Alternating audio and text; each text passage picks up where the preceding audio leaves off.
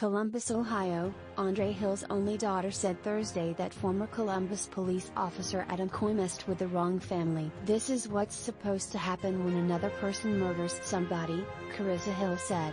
The family of Hill, a 47-year-old unarmed black man killed by Coy on December 22, said Thursday morning they were happy to be taking the first step in what they called a journey for justice. Coy was indicted and charged Wednesday with murder, felonious assault and dereliction of duty.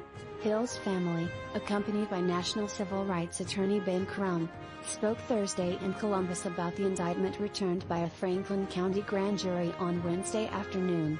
"The family is relieved this morning, but they are not satisfied with an indictment," Crump said, pushing for the officer to be convicted on the charges. Andre Hill case. Second officer at Andre Hill shooting did not observe any threats. Hill was inside an open garage around 1:50 a.m. on December 22 at a Columbus home where he was an expected guest, when Coy and another Columbus police officer arrived. The officers had been dispatched after a non-emergency call was placed by a neighbor about a vehicle parked on the street that was being turned on and off.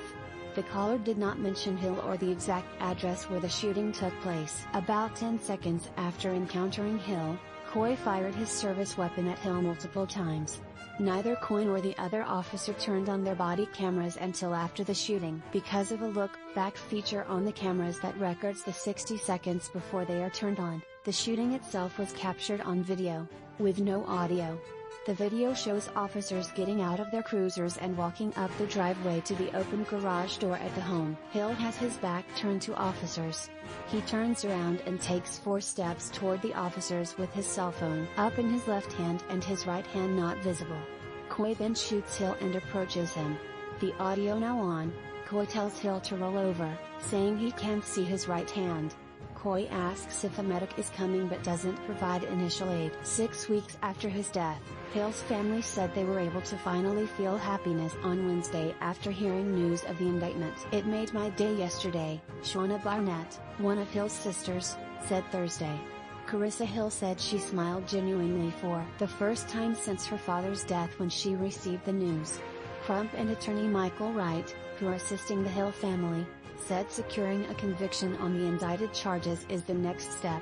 "Don't get overjoyed or celebrate just because of the indictment," Crump said. "We still expect, based on this evidence, for you to get a conviction. Let's not celebrate this indictment as if it's a conviction." Alvin Williams, Hill's brother, said he believed this indictment will be a unifier for the community. "This isn't a black or white issue," Williams said. "This is a people issue." Williams also said he appreciates the police officers in Columbus who did not deserve to be blamed or targeted because of Coy's actions. The family said Thursday they will not be satisfied if the case were to result in a plea deal for lesser charges. "If you indict for 4, you should convict for 4, Williams said, with Crump adding that anything less than a murder conviction would be half justice. Activist groups also spoke out Thursday in support of the indictment of Coy, but still feeling like there is more work to be done. Columbus social justice organizer Aramis Malachi Torrey Sundiata said he knew Coy's indictment was a matter of time. As the executive director of the People's Justice Project in Columbus, Malachi Torrey Sundiata has been on the front lines of civil unrest and demonstrations demanding justice for Hill and also Casey Goodson Jr., who was killed on December 4 outside his Northland home by a Franklin County SWAT deputy.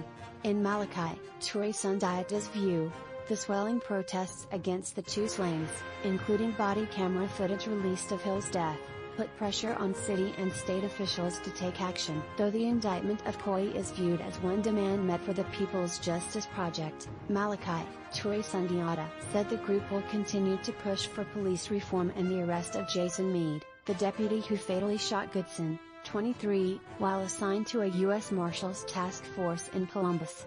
"We feel that these are the demands that the people wanted and we want something to see Officer Coy arrested," Malachi Torrey Sundiata said.